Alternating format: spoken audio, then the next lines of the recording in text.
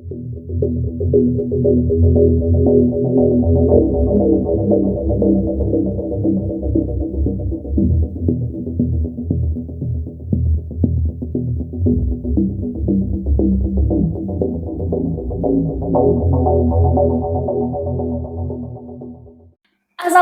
warahmatullahi wabarakatuh. Hai semuanya, selamat malam.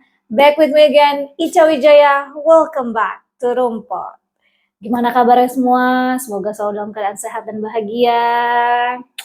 Thanks buat kamu yang baru gabung dan sudah klik video ini. Jangan lupa untuk terus selalu support Rumput. Pokoknya dengan cara apa? Dengan cara like, subscribe, dan tentunya tonton video kita sampai habis.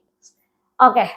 Kriminal episode malam ini guys, gue akan membahas sebuah kasus gila nih, yang cukup tragis dan sadis. Karena kasus ini tuh cukup fenomenal guys. Bahkan sempet banget yang namanya viral sampai heboh di sosial media pada tahun 2013 lalu. Gue kasih clue-nya nih, biar buat nginget-nginget. Pelakunya ini adalah seorang gadis muda, cantik lagi guys, menurut gue sih. Dia ini asal Amerika. Umurnya baru 18 tahun. Siapakah dia? Dan seberapa sadis kasusnya? Oke, tak pakai lama, langsung aja. Seperti biasa, sebelum kita moving ke kronologinya, gue akan kupas dulu nih sedikit biografi tentang gadis cantik asal Amerika tersebut. Here we go.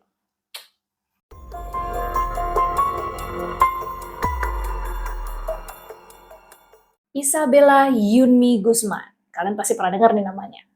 Atau yang lebih dikenal sebagai Isabella Guzman. Dia ini lahir pada 9 Juni tahun 1995 di Aurora, Colorado, Amerika Serikat. Isabella ini lahir dari pasangan orang tua kandung yang bernama Robert Guzman sebagai seorang ayah dan Yunmi Hoi, sang ibu. Masa kecil Isabella diketahui sangat kelam dan cukup traumatis. Kenapa? Karena Isabella ini ternyata dari kecil dia ini udah sering banget ngalamin yang namanya pelecehan oleh anggota keluarganya sendiri. Kedua orang tua kandung Isabella, Robert Guzman dan Yunmi Hoi tadi, diketahui ini udah bercerai guys sejak tahun 1999. Dan semenjak berpisah, Isabella ini hiduplah dan tinggal bersama sang ibu. Isabella dan sang ibu diketahui tinggal bersama nih guys di blok 2624 South 5 Street, Aurora, Arapahoe, Colorado, Amerika Serikat. Setelah berpisah, ketika usia Isabella 7 tahun, dia ini diajaklah nih sama ibunya dibawa untuk tinggal bersama sang ayah. Alasannya karena sang ibu ini merasa udah gak kuat lagi sama tingkah lakunya Isabella. Dan semenjak itu hubungan antara Isabella dan ibunya semakin hari itu semakin buruk guys.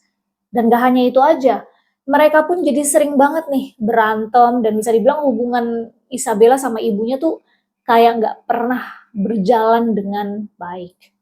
Itu dia guys, sedikit biografi tuh tentang Isabella, ibunya, dan ayahnya ya. Yang udah kayaknya baru awal-awal aja kayak udah runyam banget nih, udah kusut ini. Daripada berlama-lama, gue udah penasaran juga sama kisahnya. Langsung aja kita moving on ke kronologi kejadiannya. Here we go.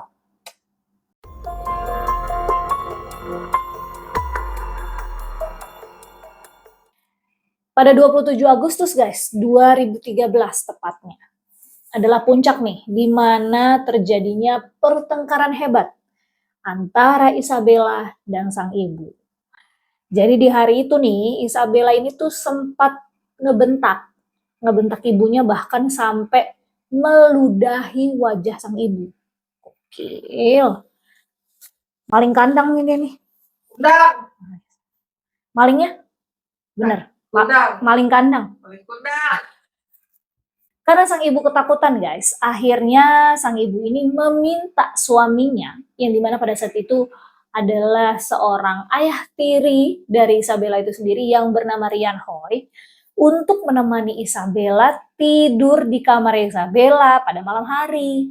Dan keesokan harinya nih, Pada tanggal 28 Agustus 2013, ketika Rian ini terbangun dari tidurnya, siapa sangka guys, hari itu ternyata jadi hari terburuk dan mengerikan selama hidupnya Rian.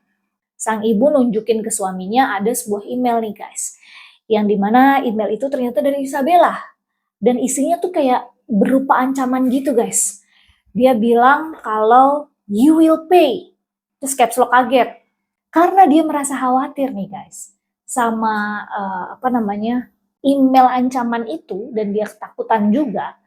Akhirnya sang ibu ini langsunglah menghubungi Robert Guzman tadi, di mana ayah kandung dari Isabella. Di telepon itu guys, sang ibu ini meminta sang ayah, yaitu si Robert Guzman, ayah kandung dari Isabella, untuk menasehati putrinya. Yang dimana katanya nggak lama kemudian Robert pun akhirnya nelpon si Isabella untuk menenangkannya dan menasehatinya agar bersikap lebih baik. Yunmi sang ibu yang dimana semakin takut sama putri kandungnya sendiri nih guys, akhirnya dia ini memutuskan untuk menghubungi 911, yaitu nomor darurat kepolisian, untuk meminta pihak kepolisian ini melakukan welfare check. Welfare check. Jadi welfare check ini tuh adalah sebuah pengecekan ya, sebuah pengecekan keadaan yang dimana apakah kondisi dan situasi di tempat tersebut masih dalam keadaan aman dan terbilang baik-baik saja atau enggak. Kemudian polisi mengambillah nih guys sebuah keterangan dari kedua belah pihak dengan mewawancarai Isabella dan Yunmi sang ibu. Dan di saat yang sama, polisi ini bilang kalau masalah yang lagi mereka hadapin pada saat itu ya adalah masalah keluarga biasa aja gitu. Masalah keluarga aja gitu. Yang dimana bisa diselesaikan secara internal. Setelah selesai diwawancara oleh pihak kepolisian, sikap Isabella ini tiba-tiba berubah drastis guys. Benar-benar drastis, dia tuh benar-benar berubah jadi nggak biasa. Dia jadi lebih pendiam dan suka mengurung diri, nggak mau keluar sama sekali dari kamarnya. Sedangkan sang ibu nih, dia tetap bekerja seperti biasa dan kembali pulang ke rumahnya di sekitar jam 9.30 malam. Sesampainya di rumah, sang ibu ini kan membawakan sebuah makanan ya untuk dinner mereka bertiga di rumah itu gitu. Gue nggak perlu sebutin makanannya apa, pokoknya makanan junk food lah, cepat saji. Dia bawain ya kan, terus pas sampai rumah Yunmi ini ngomong ke suaminya, ke Rian, hoi, dia nanya, di mana Isabella? Kata dia gitu, kok tumben nggak kelihatan gitu. Terus Rian ini bilang, katanya terakhir dia ini ngelihat Isabella pas di dapur sekitar 1 jam yang lalu, yang dimana sejam sebelum ibunya pulang kerja. Dia sempat turun nih si Isabella ke dapur. Tapi si Rian ini bapaknya nggak tahu nih dia ini ngapain, ngambil apa nggak tahu, dia cuma lihat doang turun gitu. Terus karena nggak ngerasa curiga sama sekali sama apa yang Isabella lakukan ketika dia turun ke dapur, dan dia juga nggak ada tuh berpikiran aneh tentang putrinya, akhirnya sang ibu memutuskan lah untuk pergi ke lantai atas nih guys. Dia mandi nih di lantai 2 nih sebelum dia akhirnya bersiap untuk tidur.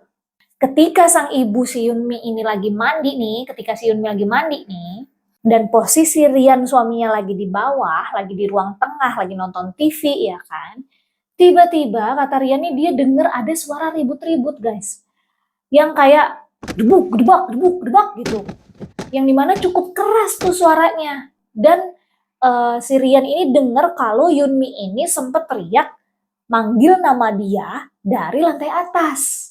Mendengar hal tersebut, akhirnya si Rian ini kaget guys. Dia dari gini lagi nyantai nonton TV, auto langsung bangun. Dan dia langsung buru-buru lari ke atas. Pas sampai atas, dia ngelihat pintu kamar mandinya tuh nggak ketutup rapat ngeceklek, tapi agak kebuka sedikit gitu loh guys. Yang gimana kalau kita dorong tuh langsung kebuka gitu loh. Jadi bener-bener sedikit masih ada celah gitu ya. Yang dimana dengan keadaan shower itu masih nyala dan ada Isabella di dalamnya. Gak pakai lama, karena Rian udah penasaran kok. Tadi kayak bini gue lagi mandi nih, tapi kok pintu kagak ditutup. Terus kok suaranya dia nggak ada, terus kenapa kok ada Isabella nih di dalam gitu kan. Dia penasaran, akhirnya dia dengan pedenya, dengan rasa keponya, dia cobalah tuh untuk buka pintu kamar mandi tersebut tuh guys. Pas dia buka mau dorong, tapi nggak bisa guys, ketahan karena di dalam ditahan sama si Isabella. Dan pintunya nggak pakai lama, langsung digebrak gitu, langsung ditutup paksa, dak gitu, dan langsung dikunci dari dalam. Karena si Riani ngerasa ada yang nggak beres sama Isabella, akhirnya Riani langsung berpikiran nih, mulai punya berpikiran negatif kalau si Isabella ini tuh jangan-jangan mau coba nyakitin ibunya nih di dalam kamar mandi yang lagi mandi. Kayak gitu loh guys. Dan akhirnya Rian nggak pakai lama, langsung nih lari juk turun ke bawah untuk ngambil HP-nya dan langsung menghubungi 911. Pas Rian mau balik lagi ke atas guys, dia dengar istrinya teriak bilang, Jehovah. Nah, dan gak lama kemudian nih, pintu kamar mandi yang tadinya udah ketutup, udah dikunci gitu ya, nggak bisa dibuka dari luar karena dikunci dari dalam. Posisinya pintu kamar mandi ini tadi tiba-tiba udah dalam keadaan terbuka guys. Ya walaupun gak lebar-lebar amat, tapi posisinya udah kebuka guys. Dan sambil nelfon polisi si Rian nih ya kan, kayak gitu kan, nelfon nih polisi gitu ya, sampai di jalan, sambil di jalan ke atas gitu ya. Rian ini kaget, terkejut dia bun, dia ngeliat pakai mata kepalanya sendiri kalau istrinya si Yuni udah tergeletak sekarat bersimbah cairan merah. Dan di saat yang sama guys, gilanya di situ ada Isabella yang cuma diem aja, ya diem, takos alias tatapan kosong, jalan keluar, ngelewatin Rian alias ayah tirinya dari kamar mandi dengan tatapan kosong dan gak berkata apapun. Boro-boro ngomong, nengok aja kagak. Abis itu guys, si Isabella si Isabella ini langsung nih lempeng aja gitu, jalan turun ke bawah dan pergi keluar rumah. Tahu nggak kalian dia kemana? Ternyata dia pergi ke sebuah minimarket atau kayak toko gitulah ya, yang bernama H-Mart untuk numpang mandi atau bersih-bersih guys. Dan gak hanya itu aja guys, gilanya lagi nih, dia ini ngarang cerita dengan bilang ke semua penjaga toko itu ya, ke semua orang yang ada di toko itu, kalau dia ini habis diperkaos di daerah Dunfair dan baru aja dia ini berhasil melarikan diri. Dia ngakunya begitu. Dan parahnya lagi, Isabella ini juga sempat minta ke penjaga toko nih guys, untuk nggak perlu nih lapor ke polisi tentang apa yang terjadi. Karena dia takut bakal dikirim balik ke rumahnya, dan dia juga bilang kalau takut sama ayahnya. Dan sama di toko tersebut guys, Isabella ini tuh bersih-bersihnya tuh, mandinya tuh bahkan sampai keramas ya. Karena apa? Karena dia ini harus ngebersihin rambutnya dari sirup-sirup merah dan mengganti bajunya. Keesokan paginya nih, sekitar jam 9 pagi di 29 Agustus 2013, hasil otopsi dari jasad Yunmi ini dari Dr. Kelly keluar guys. Dr. Kelly Lee Cole ini bilang guys, kalau korban ini si Yunmi mendapat tikaman di sekitar wajahnya sebanyak 31 kali dan 48 kali di bagian leher. Dan ada beberapa titik yang ditikam lebih dari 1 kali. Gila. Berarti syik. Wih, gila. Kayak lagi main ini ya. Apa deh? Mainan zaman dulu. Aduh, lupa lagi ini namanya. Ntar kalau ingat. Nah, kemudian guys, lanjut nih. Di hari yang sama, pihak polisian nih sempat ketemu nih sama Isabella. Tapi Isabella di situ berhasil berbohong atau menipu para polisi. Dia bilang nih, dia pura-pura kalau dia itu bukan Isabella. Tapi nama dia adalah Samantha Gonzalez dari Ohio. Bahkan guys, waktu polisi nunjukin ID-nya Isabella, dia bilang kalau itu bukan dia. Itu bukan dia, titik nggak pakai koma. Gua cantik siapa yang punya? Asik. Dia bilang kayak gitu. Dan dia juga bilang kalau itu mukanya cuma mirip aja sama dia gitu. Oh itu bukan dia kekeh. Sampai akhirnya karena Isabella kekeh nih dengan keyakinan penuh ya, yang akhirnya dimana dia berhasil ngeyakinin polisi kalau itu bukan dia, ya udah akhirnya polisi pun percaya dan ngelepas Isabella gitu aja. Tapi guys, pada malam hari tiba, polisi berhasil mengamankan Isabella yang saat itu lagi meninggalkan parkiran. Di lokasi tersebut, ada beberapa saksi yang ngeliat 3 polisi ngeluarin senjatanya untuk memerintahkan Isabella ini tiarap di tanah. Dan gak lama guys, setelah itu polisi ini langsunglah membawa dan menahan Isabella di Arapahoe County Detention Center. Dan menurut keterangan salah satu petugas, Isabella ini sama sekali gak mau ninggalin selnya guys di persidangan pertama. Kemudian nih guys, pada Desember 2013, seorang jaksa yang bernama George Browsler bilang nih dia bahwa hakim di sana mengatakan kalau gadis cantik yang memiliki kelainan ini nih ya, yang memiliki kelainan dingin ini nih, dinyatakan tidak bersalah guys. Karena guys, menurut Dr. Richard Pounds, Isabella ini tuh mengidap gangguan jiwa skizofrenia paranoid. Yang artinya, Isabella ini memiliki salah satu tipe skizofrenia yang mengalami delusi tentang orang lain yang ingin melawan dirinya atau anggota keluarganya. Sementara paranoidnya adalah jenis skizofrenia dengan kasus yang paling sering terjadi. Dan umumnya nih guys, pengidap skizofrenia paranoid ini akan merasa bahwa dirinya itu lebih kuat, lebih hebat, dan bahkan memiliki pengaruh besar nih dari musuh-musuh khayalan mereka lewat halusinasi yang tidak nyata yang mereka alami. Dan hal itu guys, kemungkinan Isabella dapat nih karena adanya trauma atas perceraian dari ayah dan ibu kandungnya. Sehingga membuat Isabella ini jadi sering berhalusinasi dan ngomong sendiri. Karena hal tersebutlah guys, akhirnya Isabella ini nggak bisa dipenjara tapi dibawa ke Colorado Mental Health Institute di Pueblo untuk mendapatkan penanganan yang tepat yang dimana dia butuhkan hingga waktu yang belum ditentukan. Pokoknya sampai Isabella ini dinyatakan atau dianggap tidak berbahaya bagi orang lain di sekitarnya. Meski demikian guys, jaksa George Browsler ini bilang kalau nanti setelah Isabella selesai treatment, dia ini bakal kembali ke pengadilan. Karena guys, jaksa penuntut umum ini masih bersikeras kalau kejahatan yang udah dilakuin Isabella ini harus mendapatkan hukuman yang setimpal. Itu dia guys, kriminal episode malam ini. So, intisari rangkuman atau poin dari kriminal episode malam ini adalah Isabella Guzman ini seorang gadis muda yang berusia 18 tahun asal Amerika yang dimana pada tahun 2013 silam dengan teganya menghabisi nyawa ibunda kandungnya sendiri dengan cara yang sangat-sangat mengerikan.